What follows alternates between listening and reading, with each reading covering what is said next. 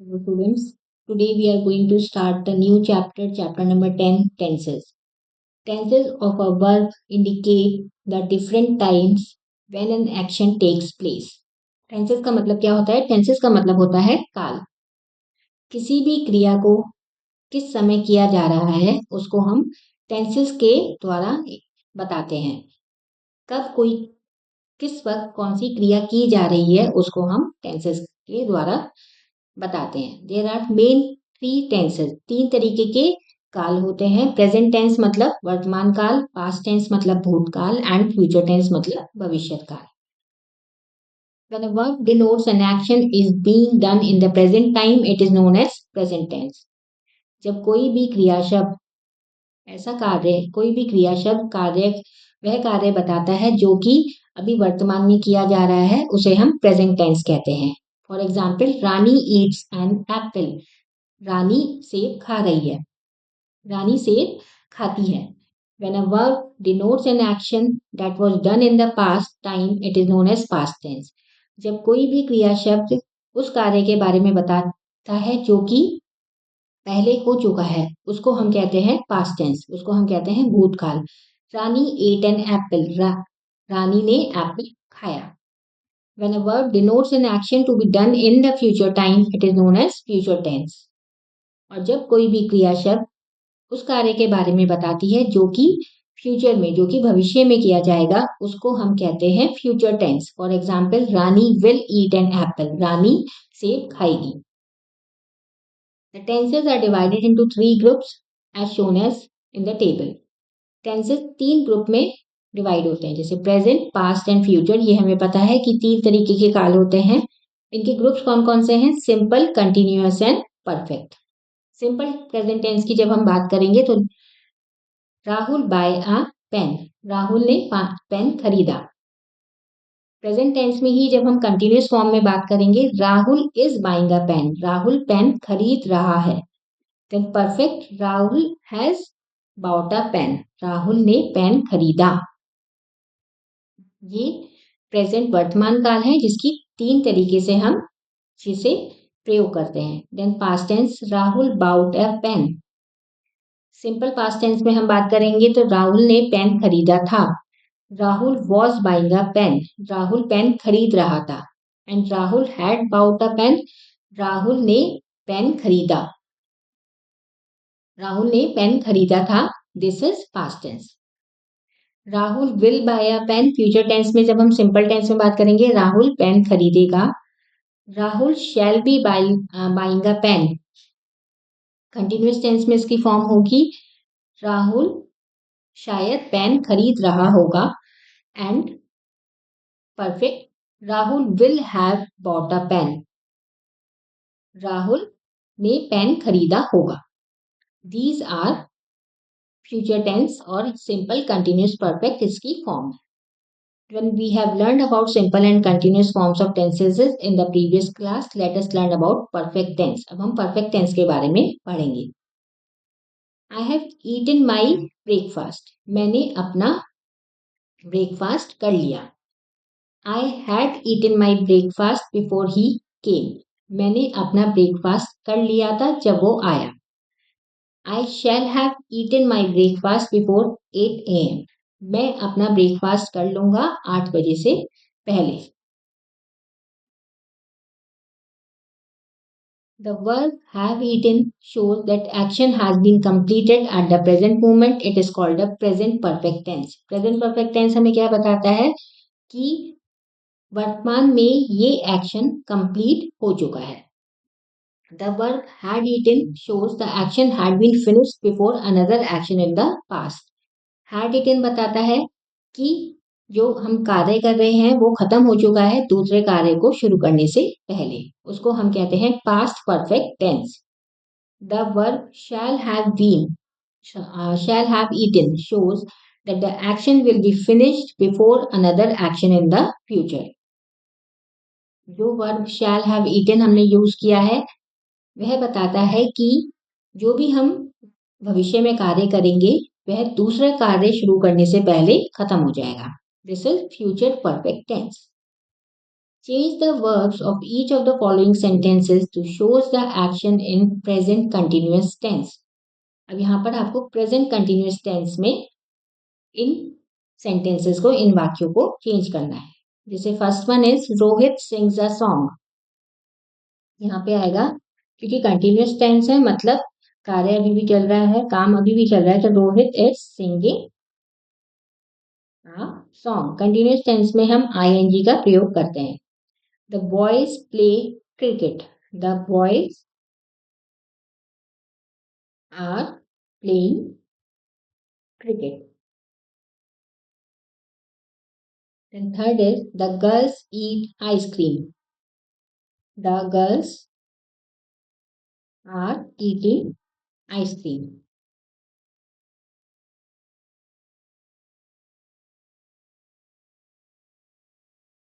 Then fourth is we walk in the park. We are walking in the park. Then the birds fly in the sky. The birds are flying in the sky. These all sentences are written in present continuous tense. Then B part, change the verbs in the following sentences to the simple past tense. यहाँ पर simple past tense में हमें इन sentences को, इन वाक्यों को बदलना है। The birds make nest.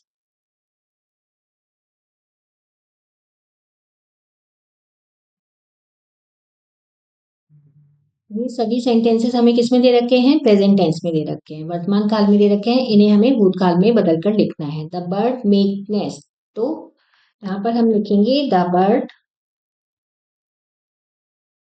Made nest. Make की पास्ट टेंस फॉर्म जो होती है वो मेड होती है। Nisha goes to park daily. Nisha went to park daily. Goes की पास्ट टेंस फॉर्म वेंट होती है। They swim in the pool. Swim की पास्ट टेंस फॉर्म होती है स्वैम।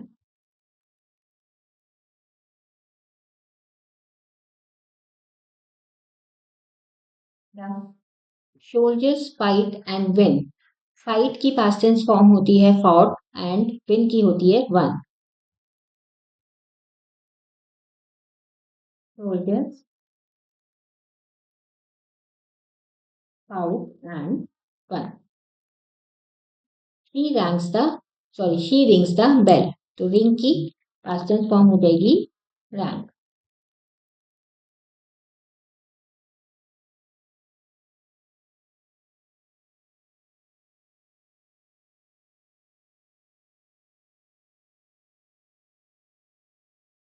यहाँ पे आप रैंक भी यूज कर सकते हैं और रंग भी यूज कर सकते हैं।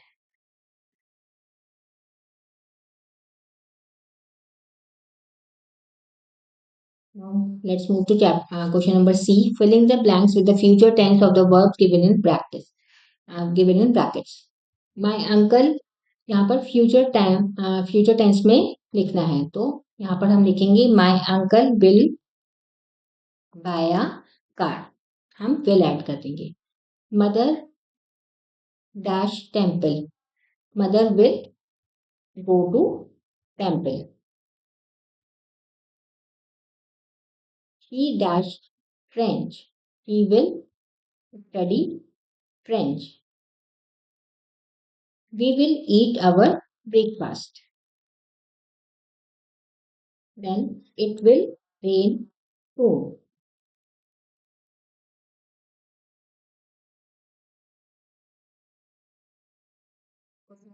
Change the following sentences into present perfect tense. यहाँ पे present perfect tense हमें यूज करना है। इसका मतलब हमें हैज या हैव का यूज इस्तेमाल करना है, हैज या हैव का प्रयोग करना है। आई ईट माई डिनर। आई के साथ हम हमेशा हैव यूज करते हैं, तो I have eaten my dinner. जो भी प्रेजेंट परफेक्ट टेंस होती है उसमें हम वर्ब की पास्ट टेंस फॉर्म यूज करते हैं। हैव या हैज के साथ हम वर्ड की पास्ट टेंस फॉर्म यूज करते हैं. We finish our homework. We के साथ भी हम हैव यूज करते हैं. We have finished our homework. They read books. They के साथ भी हैव ही यूज होगा. They have read books.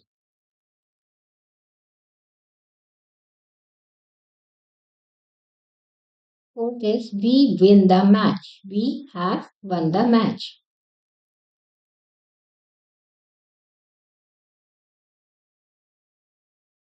The bird makes a nest. The bird have make की जगह हम लिखेंगे made a nest. एंड यहाँ पर हम have की जगह यूज करेंगे has. The bird has made a nest. Singular के साथ हम has यूज करते हैं और प्लूरल के साथ हम have यूज करते हैं. And quick revision of the chapter. Tenses of verb indicate the different types when an action takes place. When a verb denotes an action is being done in present time, it is known as present tense.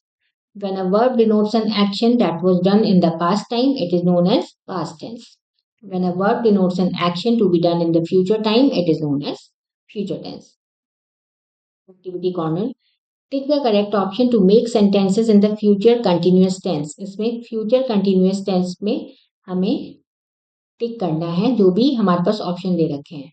इसमें हमें ये ध्यान रखना है continuous tense की जब हम बात करते हैं तो we always use ING with the verb. She dash my birthday party. Will be attending, will attend और विल हैव अटेंडेड. तो यहाँ पर हम देखेंगे अटेंडिंग. तो इसमें ऑप्शन ए सही है. At this time tomorrow I will be leaving. At midnight we will be sleeping. And in the evening, I dash my homework. I shall be doing my homework. The baby dash soon. The baby will walk soon. यहाँ पे आएगा the baby will be walking soon. This is the end of the chapter. Thank you for watching.